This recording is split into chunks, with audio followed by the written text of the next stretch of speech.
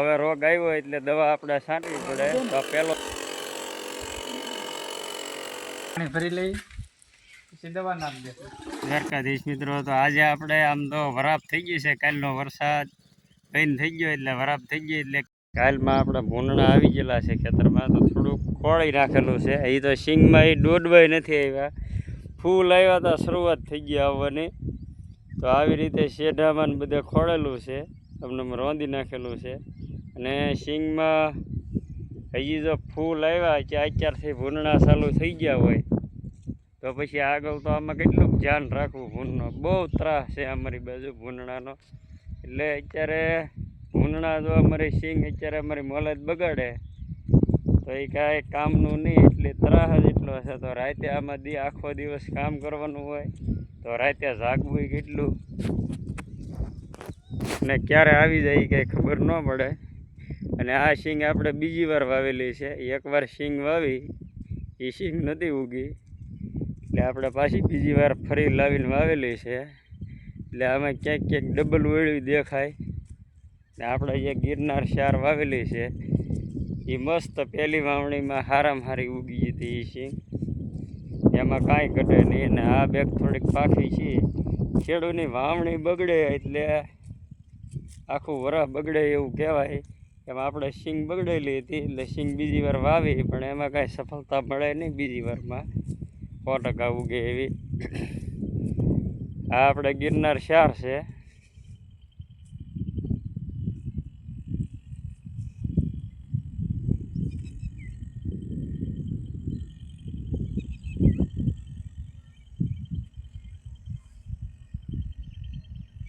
એમાં દવા છાંટવાની છે. હા, પેલા પગ ભરીને પાણી ભરી લઈ પછી દવા નાખી દે.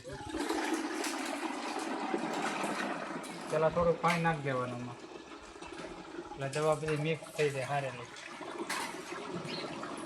હવે આજ આપણે સિંગમાં દવા છાંટવાની છે. તો દવા લાવેલા છે. દવા આપણે ટાઈગર સલ્ફર લાવેલા છે. સલ્ફર 1 અને બીજી ઈયળમાં 505 આ કઈ છે ભાઈ? કોરાજન. ઈ છે કોરાજન, કાલની ભેળવેલી. આ 3 પ્રકારની દવા મિક્સ કરીને સિંગમાં છાંટવાની છે. સિંગમાં થોડીક ઈળો આવી ગયેલી છે અને વરાપ થઈ ગઈ એટલે આજમાં દવા આપણે છાંટી દેવાની છે. તો આ દવા છાંટવા અમારા 2 ભાઈઓ આવ્યા છે.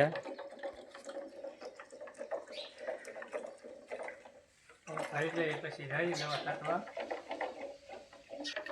કાંઈ નહીં, આ જો આજ વરાપ છે તડકા જેવું છે તો છાંટી દઈ જરીક દવા. હમણાં તો વરસાદ જ આવે છે ધારો અઠવાડિયા દિશાનો. આજ હવે દવા ધોઈ નાખે નહીં તો સારું, છાંટી દઈ.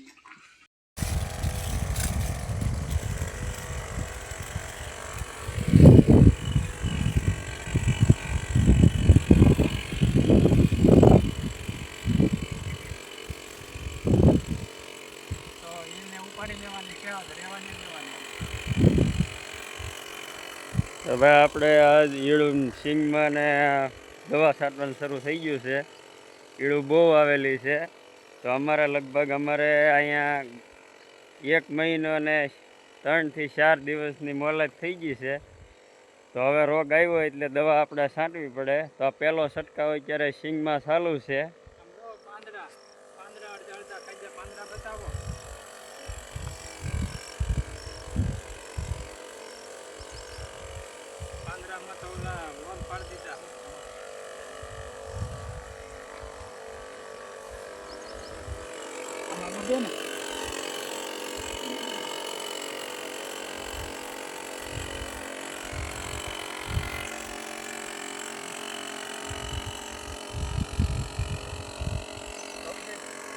આમ તો ભાઈ હવે સિંગની આપણે દવાનું બધું છાંટવાનું કામ ને હવે ખેતીનું કામ લગભગ આપણે હમણાં વરાપ થાય ત્યાં સુધી ખૂટે જ નહીં, ચાલુ જ હોય. તો આ દવા છટાઈ જાય અને પાછું બીજી વાર નેદવાનું કામ પણ કરવું જોઈએ તો એ ચાલુ થઈ જાય. અને હવે વરાપ થાય તો આપણે પાછું હવે જે ડુંગળીનું બી વાવવાનું હોય એ બી વાવવાનું ઘણા પડા બાકી રહી ગયેલા છે. તો ડુંગળીનું બી વાવવાનું બાકી છે. તો હરખી વરાપ થાય 1-2 દિવસ વરસાદ ન આવે તો પાછું બી વાવવાનું શરૂ થઈ જાય. તો જે આપણે આગતર ડુંગળી જે ડાયરેક્ટ ડુંગળી વાવીને કરતા હોય એ વાવવા જવાની શરૂઆત પછી કરી દઈએ.